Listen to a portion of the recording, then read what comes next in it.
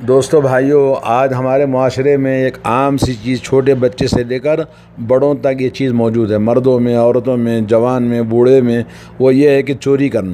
چوری کرنا بچپن سے ہی یہ عادت پڑی رہتی ہے کہ چھوٹی چھوٹی چیزوں سے آدمی چوری کرتے ہوئے بڑا ہونے کے بعد بھی ایک دوسرے کے ساتھ دھوکہ دینا، چیٹنگ کرنا اور چکر مکر کرنا، چوری کرنا، یہ تمام چیزیں آج ہمارے معاشرے میں عام ہوتی جا رہی ہیں۔ چوری کیا چیز ہوتی ہے؟ چوری یہ ہے کہ آدمی کسی غیر کے مال کو یا اس کی کسی بھی ملکیت کو ہڑپ کر جائے بغیر اس کو پتہ کیے کہ، یعنی صاحب مال، صاحب چیز کو پتہ نہیں چلتا ہے لیکن ہاتھ کی صفائی سے اور اس کا مال ہڑپ کر جاتا ہے۔ جیسے دکانوں سے چوری کرنا ہے یا گھروں سے چوری کرنا ہے یا بچے گھروں میں چوری کرتے ہیں، یہ تمام چیزیں بڑے ہاتھ کی صفائی کے ساتھ اور بڑے چھپے انداز سے آدمی بڑے صاف طریقے سے چوری کرتا ہے، دوسروں کا مال ہڑپ کر جاتا ہے تاکہ اس کو اپنی ملکیت بنائے بغیر کسی حق کے۔ اللہ عز و جل نے حرام قرار دیا ہے چوری کرنے کو۔ قرآن کریم میں بہت ساری آیتیں اور احادیث اس کے اندر دلائل موجود ہیں۔ رسول اللہ صلی اللہ علیہ وسلم فرماتے ہیں سب سے پہلے چوری کرنے کا یہ دیکھیں آپ نتیجہ کیا نکلتا ہے کہ اس کا ایمان ختم ہو جاتا ہے۔ لا یزنی الزانی حین یزنی وہو مؤمن ولا یشرب الخمر حین یشرب وہو مؤمن ولا یسرق السارق حین یسرق وہو مؤمن۔ صحیح بخاری کے اندر حدیث ہے کہ جب زانی زنا کرتا ہے، بدکاری کرتا ہے تو وہ ایمان والا نہیں رہتا، ایمان ختم ہو جاتا ہے اس کا۔ اور اسی طرح سے چوری کرنے والا جب چوری کرتا ہے تو اس کا ایمان بھی نکل جاتا ہے، ختم ہو جاتا ہے۔ اور شراب پینے والا بھی اسی طرح سے جب شراب پیتا ہے تو اس کا ایمان ختم ہو جاتا ہے۔ تو چوری کرنا آج کل ایک معمولی سی بات ہو گئی ہے لوگوں کے بیچ میں کہ سامنے والے کو دھوکہ دینا اور اس کا مال ہڑپ کر جانا، اور مال میں دھوکہ، چیزوں میں دھوکہ اور ہر چیز میں دھوکہ، کھانے پینے کی چیزیں ہوں یا پہننے اوڑھنے کی چیزیں ہوں یا استعمال کی چیزیں ہوں یا گھر کی چیزیں ہوں، تو ہر جگہ پر لوگ ایک دوسرے کو دھوکہ دیتے ہیں تاکہ اس کا مال باطل طریقے سے کھائے۔ اور اللہ تبارک و تعالیٰ نے اسلام میں اس طرح سے معاشرے کے اندر جو بگاڑ پیدا ہوتا ہے، جو مشکلات پیدا ہوتی ہیں چوری کی بنا پر، تو اس میں بڑی سخت سزا اللہ تعالیٰ نے مقرر کیا ہے تاکہ چوری کرنے والے اس طرح سے ہمت نہ کریں اور اپنے ہاتھ کی صفائی سے سامنے والے کو دھوکہ دے کر جو اپنا مال بٹورتے ہیں، تو ایسے لوگوں کو اللہ تبارک و تعالیٰ نے بڑی سخت سزا رکھی ہے۔ اسلام میں چوری کرنا حرام ہے، اور چوری کرنا چاہے کسی بھی شکل میں ہو، کسی بھی قسم کا ہو، کسی بھی طریقے سے ہو، اور کیسے بھی آدمی کسی کے قیمتی چیز کو، چھوٹی چیز ہو، قیمتی چھوٹی ہو یا قیمت بڑی ہو، ہر طرح سے چوری کرنے والے کو اسلام میں یہ سزا مقرر کی ہے کہ اس کا ہاتھ کاٹ دیا جائے۔ جیسے اللہ تعالیٰ کا ارشاد ہے وَالسَّارِقُ وَالسَّارِقَةُ فَاقْطَعُوا أَيْدِيَهُمَا، چوری کرنے والا مرد، چوری کرنے والی عورت، دونوں کو جب چوری کریں تو ہاتھ کاٹ دیا جائے۔ جزاء بما کسبا، یہ دونوں کی ان کے بد فعلی کی وجہ سے، چوری کے ارتکاب کرنے کی وجہ سے بدلہ ہے۔ نکالا من اللہ، اللہ تبارک و تعالیٰ کی طرف سے یہ بڑی عبرتناک ان کے لیے سزا ہے۔ واللہ عزیز حکیم، اللہ تبارک و تعالیٰ نے بڑی حکمت کے ساتھ اپنے فیصلے کو بتایا اور بڑا عزیز، زبردست و غالب ہے اپنے بندوں سے انتقام لینے پر۔ یہ سورہ مائدہ آیت نمبر 38، اس میں یہ بتاتا ہے اللہ تبارک و تعالیٰ کہ کتنا بدترین کام ہے کہ معاشرے کے اندر یا انفرادی طور پر ہو یا اجتماعی طور پر ہو، کوئی بھی انسان چوری کرتا ہے، کیونکہ چوری کرنے والے کبھی ٹولی بنا کر ایک گیان ہوتا ہے جو سب مل کے چوری کرتے ہیں تو بانٹ کے کھاتے ہیں، یا کبھی انفرادی طور پر بچے گھروں کے اندر باپ کا پیسہ، ماں کا پیسہ، ادھر کا پیسہ ادھر کا پیسہ چوری کرتے کرتے وہ دوسروں کے پیسوں کو بھی ہڑپ کرنے لگتا ہے، دوسروں کو دھوکہ دیتا ہے۔ آج کہیں بھی آپ چلے جائیں، ہوٹل میں جائیں، سپر مارکیٹ میں جائیں، بازار میں جائیں، فرنیچر میں لینے جائیں، ہر چیز میں دھوکہ دیتے ہیں تاکہ گھٹیا چیز دے کر زیادہ پیسے وصول کریں۔ نبی کریم صلی اللہ علیہ وسلم نے اس چوری کرنے والے پر لعنت فرمائی ہے جو معاشرے میں مسلمانوں کے چوری کرتا ہے۔ مسلمان جو کہ کلمہ پڑھنے والا ایمان والا چوری کرتا ہے تو نبی کریم صلی اللہ علیہ وسلم نے اس کو چوری کی حد سے ڈرایا، اور اس سے کہ معاشرے میں اس انسان کا کیا مقام ہے، کیا مرتبہ ہے، اس سے کوئی پرواہ نہیں پڑتی ہے کہ آدمی بڑے خاندان کا ہے، بڑے پوسٹ والا ہے یا بڑے عزت والا ہے، مگر چوری کرنے سے اس کو چھٹکارا کسی خاندان کی بنا پر یا کسی مالدار ہونے کی بنا پر یا کسی پوسٹ کی بنا پر اس کو معافی نہیں ملے گی، چاہے وہ کتنا بڑا مالدار ہو، چاہے وہ کتنی بڑی عزت والا ہو، کتنے بڑے پوسٹ والا ہو، یا سلطنت میں اس کا کوئی بڑا مقام بھی ہو، لیکن اللہ کے نبی صلی اللہ علیہ وسلم نے اس چوری کرنے والے کو ہاتھ کاٹنے کا حکم دیا اپنے زمانے میں، جیسا کہ حدیث میں آتا ہے کہ ایک عورت نے چوری کیا تھا، تو چوری کرنے والی عورت بڑے خاندان کی تھی، تو صحابہ کرام شفاعت کرنے کے لیے آئے تو نبی علیہ الصلوۃ والسلام بڑے غصہ ہو گئے اور فرمایا وَأَيْمُ اللَّهِ لَوْ أَنَّ فَاطِمَةَ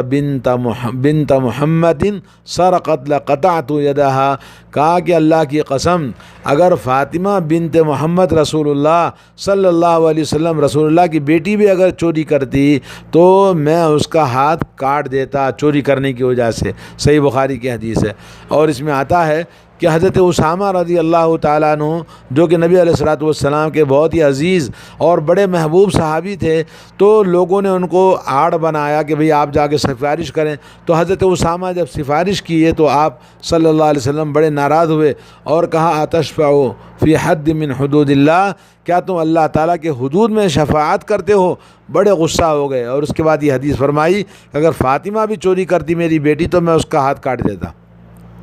تو یہ چوری کرنے کا جو گناہ ہے اللہ کے نبی صلی اللہ علیہ وسلم کے زمانے میں ہوا اور اللہ کے نبی نے ان کا ہاتھ کاٹا۔ تو اسلام میں قرآن کے حکم سے، سنت رسول اللہ کے حکم سے اور تمام امت کا اجماع ہے کہ چوری کرنا یہ گناہ کبیرہ ہے اور قابل حدود اللہ، جو اللہ تعالیٰ کی حدود ہیں، جس کو حدود قائم کرنا کہتے ہیں، ان کو حدود کے اوپر سزا دی جاتی ہے، ان کے ہاتھ کاٹے جائیں گے۔ دوستو، چوری کرنے کے بڑے نقصانات ہیں، انفرادی طور پر، اجتماعی طور پر۔ ان نقصانات میں سے جیسے مثال کے طور پر چوری کرنے والا شخص دنیا اور آخرت میں وہ ملعون ہوتا ہے، اس کا ایمان گھٹ جاتا ہے اور اس کا دین بھی ناقص ہو جاتا ہے۔ اور نمبر 2، چوری کرنے والا، اللہ تعالیٰ کے حکم کی مخالفت کرنے والا، جس کو اللہ تعالیٰ نے حرام قرار دیا ہے اور اللہ کے حرام کردہ چیز کو ہم اپنے اوپر حلال کر کے اللہ کے ساتھ بغاوت کر کے لوگوں کا مال ہڑپ کر جاتا ہے، لوگوں کی ملکیت کو اپنی ملکیت بناتا ہے بغیر کسی حق کے، تو چوری کرنے والا اللہ تبارک و تعالیٰ کے پاس بڑے سخت سزا کا مستحق ہوگا، جیسا کہ اس کا ہاتھ کاٹ دیا جائے گا دنیا میں۔ اگر وہ اللہ کے پاس یہاں دنیا میں سزا نہیں ملی تو اللہ تعالیٰ کے پاس تو اس کا حساب ہوگا اور چوری کا اس کو بدلہ دینا پڑے گا۔ تو یہ چوری کرنے کا بڑا جو گناہ ہے اتنا عظیم ہے کہ اللہ کے نبی نے فرمایا کہ اپنی بیٹی بھی اگر چوری کرتی تو میں اس کا ہاتھ کاٹ دیتا۔ اور نمبر 3 یہ ہے کہ چوری کرنے والا جو بھی چوری کرتا ہے تو ظاہر بات ہے کہ آدمی جیسے مارکیٹ سے کوئی چیز خرید کر آیا، اس کے اندر دھوکہ نکلا، کھانے کی چیز ہو، استعمال کی چیز ہو، یا کوئی بھی سپر مارکیٹ سے کوئی چیز لائے اس کے اندر دھوکہ ہے، تو کیا کرتا ہے؟ تو جس نے خریدا ہے، جس کا مال چوری ہوا ہے، جس کے مال دھوکہ دیا گیا ہے، وہ بد دعا کرتا ہے، اور بد دعا یہ بلا اور مصائب اور مشکلات کو ڈالتی ہے چوری کرنے والے پر، دھوکہ دینے والے پر، غداری اور بے وفائی کرنے والے پر۔ تو یہ نمبر 4 یہ ہے کہ اس کے بڑے سخت قسم کے آفتیں یہ لے کر آتی ہے چوری کرنا، جس کی وجہ سے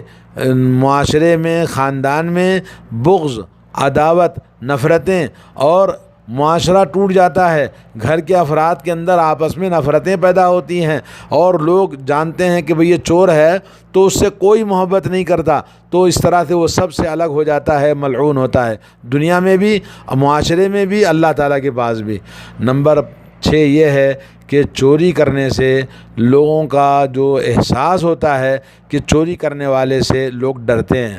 اور اس سے خوف زدہ رہتے ہیں کہ وہ اپنے ان کا مال ان کے رزق میں چوری کرنے والا ہے۔ ظاہر بات ہے کوئی گاہک کو دھوکہ دے کر چوری کرتا ہے مال کو تو دوبارہ اس کے پاس کسٹمر نہیں جائے گا۔ سپر مارکیٹ کے اندر ہو، ایک مرتبہ کسی نے دھوکہ کھا لیا کسی دکان سے تو دوسری مرتبہ کیوں جائے گا وہ؟ تو اس کا نقصان ہوگا، آہستہ کرتے کرتے ایسا چوری کرنے والا، دھوکہ دینے والا، اس کا دکان وہ نیست و نابود ہو جاتا ہے، ہلاک ہو جاتا ہے، برباد ہو جاتا ہے۔ اور چوری کرنے سے بہت سارے سوسائٹی میں بڑی مشکلات پیدا ہوتی ہیں، بڑے خطرناک قسم کے چوری کرنے کی وجہ سے